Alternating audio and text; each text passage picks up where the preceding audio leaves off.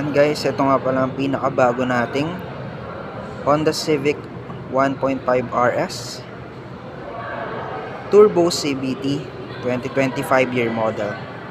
Guys, ito nilabas lang to October 26, 2024. Ibig sabihin 2 linggo pa lang siya dito sa Pilipinas. So kung kukuha kayo, baka isa kayo sa mga mauunang magkaroon nito. Wala naman siyang masyadong iniba sa 2024 year model. Konting details lang. Kunyari, itong nasa harap niya na naging honeycomb front grille. Ayan. Pero makina and specs same pa din.